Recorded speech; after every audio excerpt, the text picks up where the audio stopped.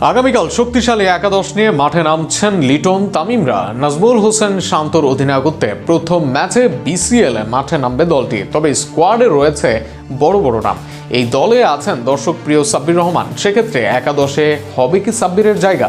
সম্ভাব্য একাদশ নিয়ে থাকছে টি-20 থেকে বাংলাদেশের ক্রিকেট যাচ্ছে ওডিআই ফরম্যাটে। পাকিস্তান সিরিজের আগে এবার শুরু হচ্ছে বিসিএল, আর সেখানেই শুরুর ম্যাচে আগামীকাল মুখোমুখি হবে উত্তর ও পূর্বাঞ্চল।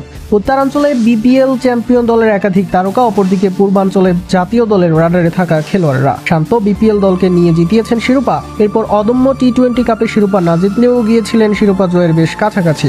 অধিনায়ক হিসেবে বেশ ভালোই ছন্দে আছেন নাজমুল হোসেন শান্ত। এবার 50 ওভারের ফরম্যাটে অধিনায়কত্ব করতে প্রস্তুত এই বাঁহাতি ব্যাটসম্যান। বিসিএল এর শুরুর ম্যাচেই শান্তর নেতৃত্বে শক্তিশালী দল নিয়েই মাঠে নামছে উত্তরাঞ্চল। ওপেনিংয়ে আসবেন জাতীয় দলের ওপেনার তানজিদ তামিম। ফর্মে থাকা বিপিএল এর ম্যান অব দ্য ফাইনালের কাছ থেকে ঝড়ো শুরু পাওয়ার প্রত্যাশা থাকবে উত্তরাঞ্চলের ভক্তদের। তার সাথে ওপেনার হিসেবে থাকবেন টি-20 দলের অধিনায়ক লিটন কুমার দাস। নম্বর 3-এ আসবেন নাজমুল হোসেন শান্ত। 4 নম্বরে আসবেন আরেক জাতীয় দলের তারকা তাওহিদ হৃদয়। আর 5 নম্বরে জায়গা হতে পারে সাব্বির রহমান রুম্মানের। খুব একটা ভালো সুযোগ পাচ্ছেন না এই দর্শক প্রিয় খেলোয়াড়। এরপরই উইকেট রক্ষক হিসেবে খেলবেন আকবর আলী।